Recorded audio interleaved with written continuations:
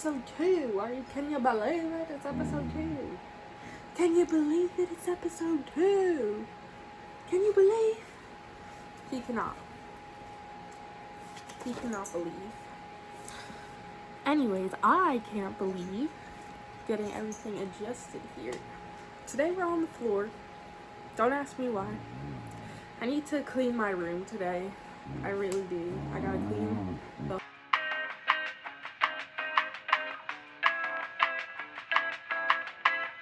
because it's a mess. I just got a PC actually, and I'm debating if I want to play The Sims 4 or not, but that game is such a rip-off. Why do the expansion packs have to be so much? But alas, we're not here to talk about the PC, we're here to talk about knitting. As you can see today, I'm wearing my halibut cardigan, which if you remember from the last episode, this was my Rhinebeck sweater.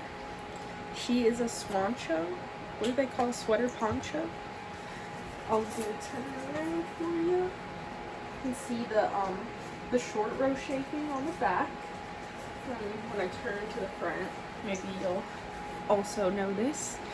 But yeah, this was my Rhinebeck sweater for Rhinebeck 2024 in Dutchess County Fairgrounds, at the Dutchess County Fairgrounds in New York.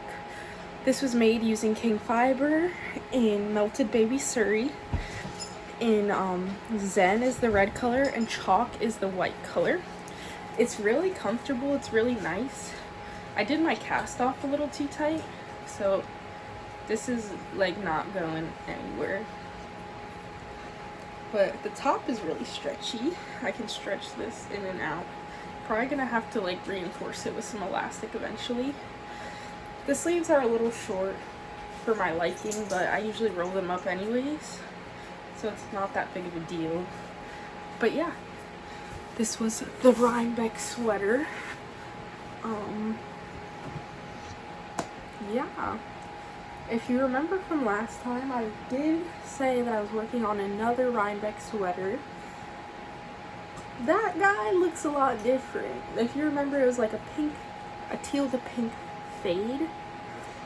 I unfortunately ran out of yarn. I was playing Severe Yarn Chicken, and I ran out very fast.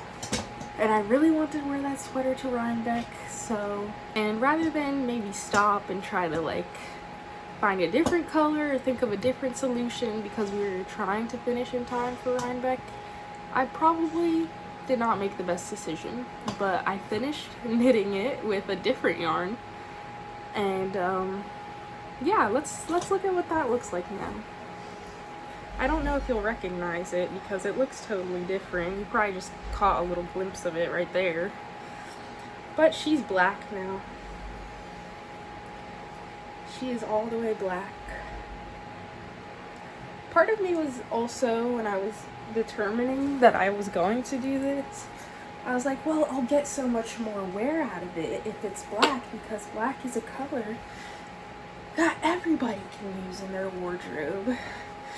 So I haven't decided if I'm gonna like sew a little clasp so it'll clasp right here. Maybe I should make like a little bow or something. I think that would be cute. The fit it's okay. I think I would like my cardigans to have a little more drape, a little more oomph. But, and you can kind of see, I don't know if you can tell in the light, because this was a darker blue color, and then it was a light pink up here. So you see kind of like that ombre that is kind of going on unintentionally. But yeah, I think she works as like, if it's just kind of cold, you just need something to throw on. Maybe she'll be like an around the house sweater. Not sure what to do with her yet. I think it would be cute if I got some nice little ribbon and maybe like did like a ribbon tie in the front. I don't know. I could always try dyeing it again too, like a deeper, darker black. I feel like the camera's not showing it very well, but this is like, it's like a brownish black, and it's kind of like grayish up towards the top. Let me tell you, trying to dye it, I thought it was going to be a lot harder I bought a big 5-gallon bucket from Home Depot. I got the biggest pot that my parents had in the house. I filled it all the way up to the top with water, and then I let it boil, which I don't know if that also was like too hot, which it probably was, but I let it boil because I didn't know if I was going to need to like boil more, if the amount of water was going to be enough in this pot.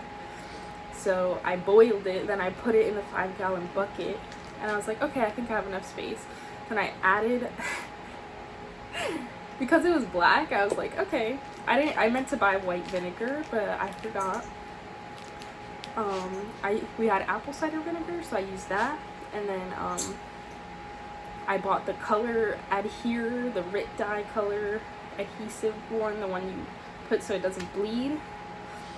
And I boiled that bad boy for about 30 minutes because it was also like 10 o'clock at night, and I was rushing to finish her up because I needed to wash her so that she would have the next day to dry.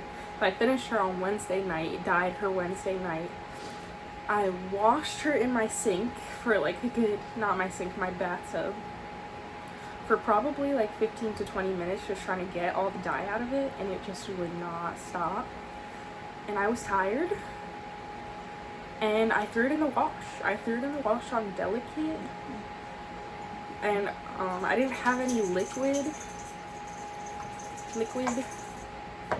I used the Tuft bars, the Tuft woolen bars of soap. I love how they smell.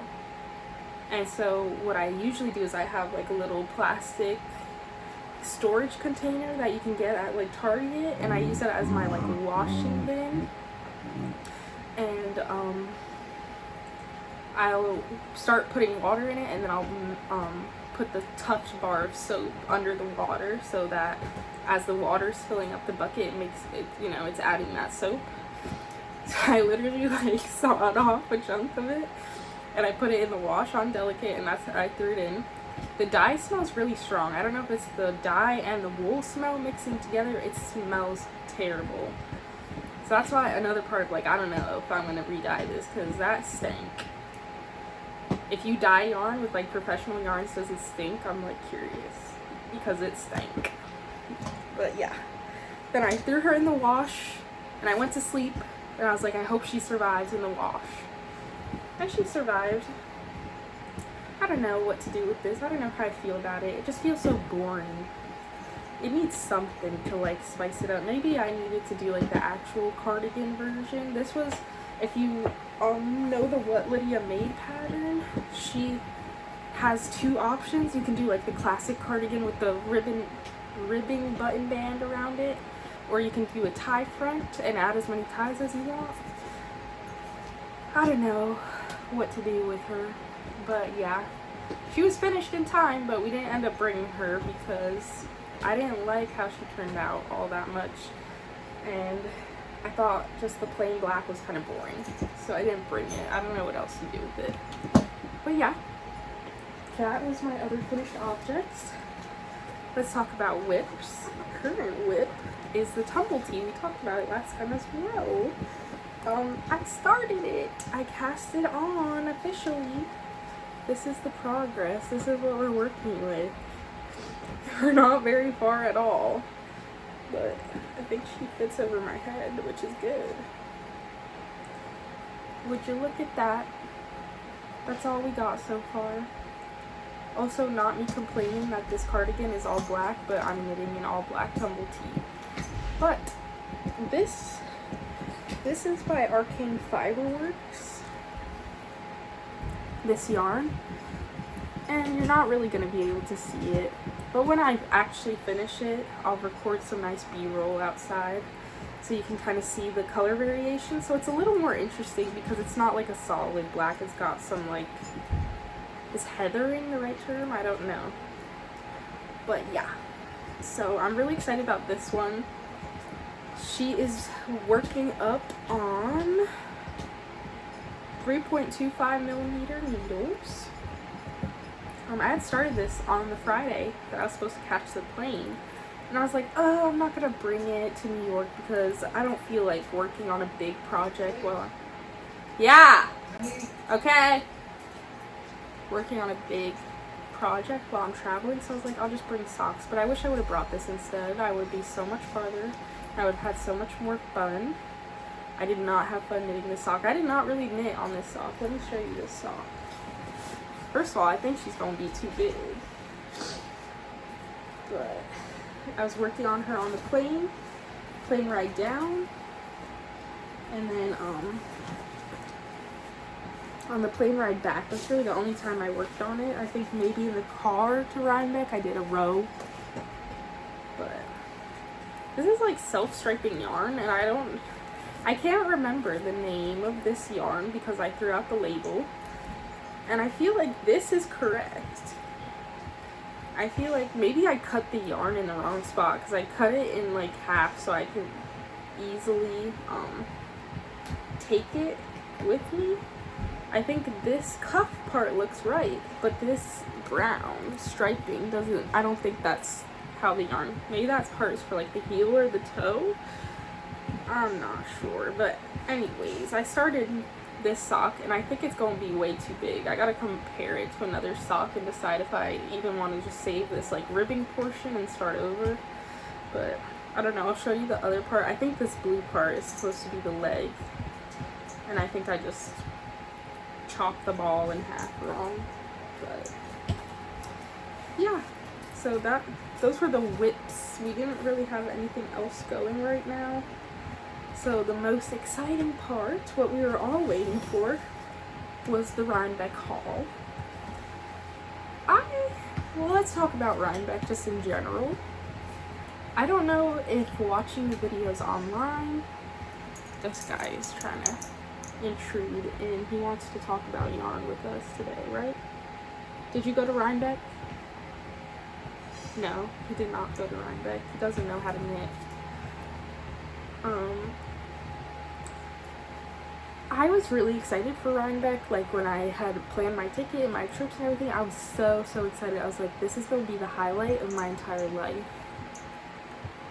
That was a little dramatic, but that's how I felt. And I was very excited to go to Rhinebeck, but I don't know, like the week leading up to it, I felt a little down. I was like, I don't know. A part of me is like, I feel like I'm not gonna have as much fun as I'm like projecting myself to have, and it's gonna be disappointing a little bit. And that's not the mindset you should have when you're going on a vacation, most likely. But that's just how I felt. And I tried to like ignore my feelings when I got there, but I kind of felt like it was going to be a little underwhelming.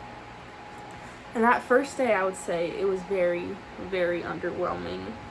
Underwhelming and overwhelming at the same time. Underwhelming in that I expected to be much more successful on the first day of Rhinebeck, but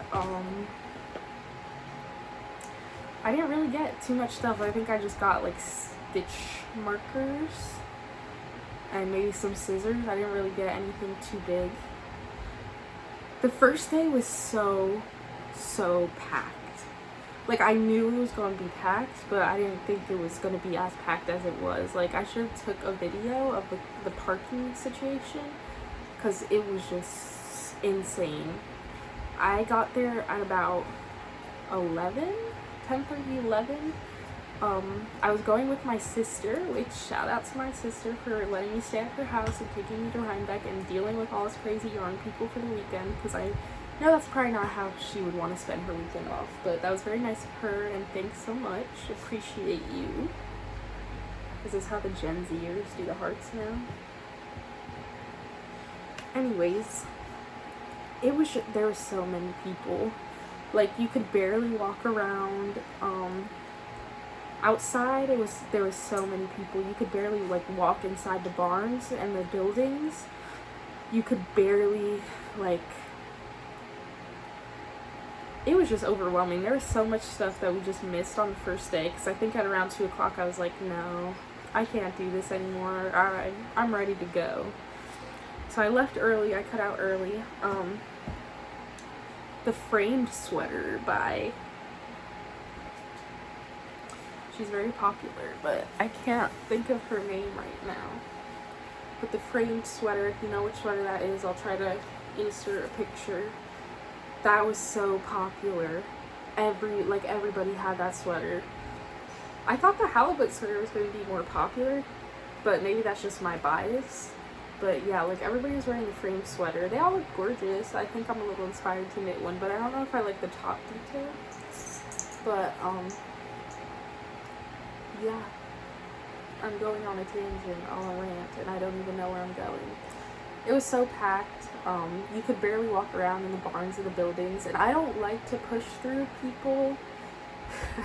I'm not as tough, I guess, as I should be for an event like that. Like, you kind of have to assert yourself, like, even if you're kindly waiting for, like, the person in front of you to kind of move their way through, or, like, keep going so you could look at the yarns. Like, some people would just push their way in front of you, and I was like, oh, okay, because I was, like, obviously here waiting, but if you're just gonna push in front of me, that's fine. So, it was hard. I'm not good at, like, asserting myself in that space. The most disappointing part of the day for me, which is a really, really, like, it's not that big of a deal, but to me it was just disappointing. Neighborhood Fiber Co. I had never heard of them, never seen their yarns, but when I saw their booth, I was like, okay, no, this yarn is really cool, like, I want to get in there, but they were so full. Like, everybody on Rhinebeck knew Neighborhood Fiber Co. was popping off. And they had this, like, I saw somebody do like an aura top. If you know the aura top, I'll also try to insert a picture. Somebody did like a light green aura top, and it was beautiful. And I was like, I already have one in red, but I was like, I need it in this like lime green color. So I saw this yarn. They had it in the kid mohair base, and I was like, I think I need two. If I remember correctly, I think I only need two. And I saw it, and it was like a really pretty light green color, but then in the back of my mind I was like, ugh, I don't know if this is the right, like, it could be like a little bit too on the yellow side, so I'm not sure. And I was like, well,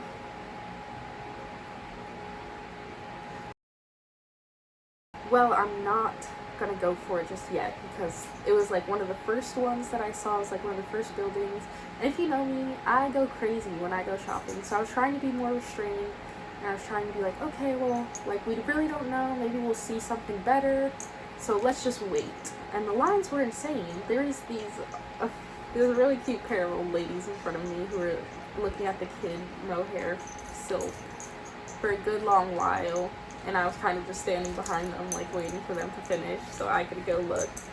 But yeah, I passed on it, and then I came back at lunch. After we got lunch, we were seated out by the barn where they were, and so I was like, let me pop in there. I think I'm gonna go for it. I think I'm gonna get it. We had walked around a little bit more, and I was like, yeah, okay, I think it would be good. I got in there. There was only one left, and I needed two. So then I was like, should I buy it now and just like try to get another one? Or I was like, I had been watching a lot of videos about Rhinebeck prep, so I was like, a lot of people said, oh, well, the vendors know there's 2 days, so they're gonna like split their stock. And so I was like, okay, well, maybe they'll restock it the next day, and I'll come back, and that'll be my first stop. Like, I'm coming back to get that yarn. And then I overslept because I was so exhausted. We did like 15,000 steps. If you're like a walker and you do that normally, I live in Florida. We're flat. We're very flat. And this was like up and down hills. I was so tired. I overslept the next day, and we didn't get to Rhinebeck until like 11. I went back to the booth. I beeline for the booth. It was gone. I was very sad. I really wanted that, but it was okay, because then I went to the next booth over, and this is a very long-winded way to say that I got this lime green yarn from Miss Babs. This one's called Moon Glow. It is 72% kid mohair and 28% silk, with 435 yards of 400 meters. Oh, well, I think that's the base. I think my Moon Glow is the base, And then on the back it says ghoulish, so I think that's the colorway. Ooh. But yeah, this is going to be an Aura top.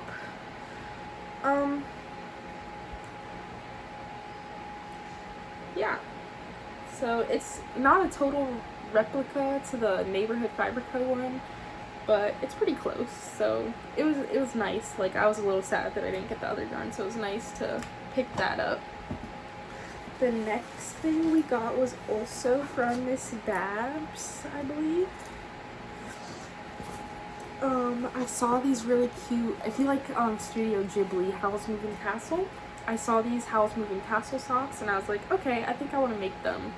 The first like real project that I ever really tried to, well, that's a lie, it was like the second project I tried to crochet is, if you guys remember Reclamaire, I think that's how you say her name on Instagram. She was like the person who inspired me to get into crochet. Also, I'm showing off the yarn when I'm trying to lead into it. Reclamaire PH. She's a Filipino. Is that right? She's in the Philippines, I believe. I really hope that's right and I'm not spreading lies. She really got me into crochet. She released that Howl's coat, and that was the first thing I crocheted. It came out nothing like hers. Hers was cute and trendy, and mine was bad. Mine looked like something bad you wouldn't want to receive from your grandma when she's like, I made you a sweater, here, Mama Linda, here's your sweater. It was bad. But I saw these Howl socks, and I want to make them. So this was also for Miss Babs. These are for the Howl socks that I want to make. This is the base Putnam, which is 75% superwash merino. Which now, I didn't see that when I bought it. I don't really know. I've never used superwash before, so that makes me a little nervous. But this one is stone washed, and this one is turkey red. But I think they look really beautiful together, so I'm excited for that. If I insert a picture of what these socks look like, this will make more sense. But I don't remember where these came from, which I probably should have like paid more attention. But these were like 3 for $10 mini skeins, and I needed like a white or a gray.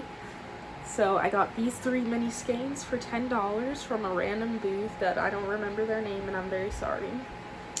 I got those, so one of those will be like the heel and a little cuff portion. Oh, this was the only thing I got on, the only like yarn that I got on Saturday. All this other stuff was Sunday. But it is a sock set. I thought this purple was really, really pretty, and I thought it would make a really pretty sock. And this is Life in the Long Grass. Fine sock base, 75% superwash merino and 25% nylon. What I'm learning about myself now is that I really don't read. Reading is fundamental. Anyways, this is the pressed flower. Pressed flower colorway. And this little purple is called Twilight, but I don't know how I feel about superwash yarn. I don't really think I'm for it, but that's an uneducated opinion, so don't take it too seriously. This one I'm really excited about. It's kind of like a cheesy little project, but I don't know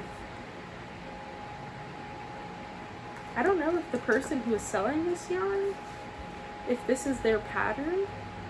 As you can see, I'm very uneducated. I should be more educated. But these socks are called Stars in the Evening Sky by Cindy Craft. And it's these little ombre socks. I'll just hold it sideways so you can kind of see that cool ombre effect. And because I was kind of doing that with that sweater that didn't work out, that black sweater, I was like, okay, I really like this pattern. I'll get this and I'll make these socks. So you needed this, and then you needed a little skein like this for the cuff and the heels. This is from Subito Farm Designs. This is natural. this is the Berry Gradient yarn set. It's $25 for this, which is really, really decently priced. I don't remember how much this one was, but I think all in all it came out to like $40 for a pair of socks. That's like really good, so I was really happy with that. I mean, well, like $40 for a pair of socks where you have like all the colors that you need already. Yeah. I got this little stitch marker from Miss Bath. This little free stitch marker. It's kind of comical. This was included with my purchase. But, then everything else that I got was pretty much just stitch markers. My niece likes to crochet. She likes to crochet and I like more to knit, but I do crochet as well. So it was fun to go with her to the festival. She's about 11 or 12, so she's not really like immersed in the yarn world like we are, but it was just really fun to get to take her and show her kind of more of the side of the craft that I like. I got these goldfish stitch markers and she wanted these like dinosaur chicken nugget ones. So we traded. I gave her a goldfish for a dinosaur chicken nugget. I have a dachshund, as we all know, Goose, so of course I had to get these little dachshund stitch markers.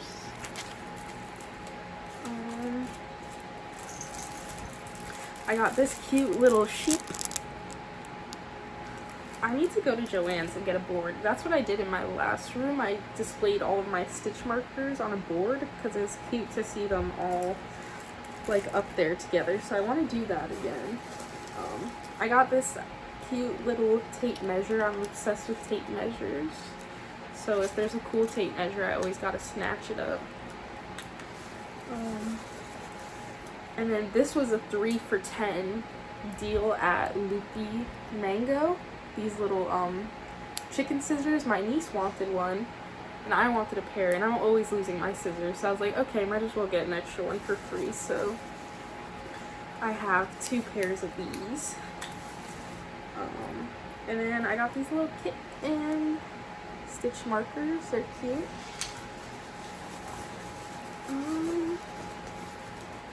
Yeah. So that was all that I got from Rhinebeck, and that was a very long-winded rant. I don't know where I was going with half of those stories. I would just start and get distracted, so hopefully you're able to follow along with what I was talking about. But I'm just really grateful that I had the opportunity to go to Rhinebeck, and I really was lucky that my sister let me stay with her because that's how I was really able to afford to go. I just graduated, I just got a new full-time job, and you know, we're out here. We're not rich, so I do feel very privileged that I was able to fly down there, stay with my sister, go buy a couple things for me and my nieces while we were at Rhinebeck, and I was just really happy to just experience it. I think I would have had a better experience if I had more crafty friends that I was able to go with and like do more of the crafty things, like maybe meeting up on the hill or just getting a nice spot, a picnic blanket, and just knitting and having that community after shopping. I think I would have really had a lot more fun. I don't know, maybe I just got it too like in my head from seeing everybody talk about their Rhinebeck experiences. Maybe I just had this wrong idea about what it was, I don't know, but I did feel a little underwhelmed. Maybe next year I'll have a lot more fun. I think I do want to try to go to some of the events that popped up before, like the Indian Tangle or any of those events like that. I think I want to try to go to those. I think I'll like the yarn a lot more. I didn't really know too many of the vendors that I saw at Rhinebeck, and I think Neighborhood Fiber Co. was really like the only one I can distinctly say like, yeah, that is kind of who I would like to buy from. But yeah, thanks for watching, thanks for listening to my long rant. I hope you'll come back next week, hopefully, or I don't know if it'll be next week, but hopefully you'll come back when I have some more progress, we make a new episode. I gotta clean my room, maybe we'll jazz up the background somehow, we'll figure it out. But thanks for listening today, and I'll see you next time.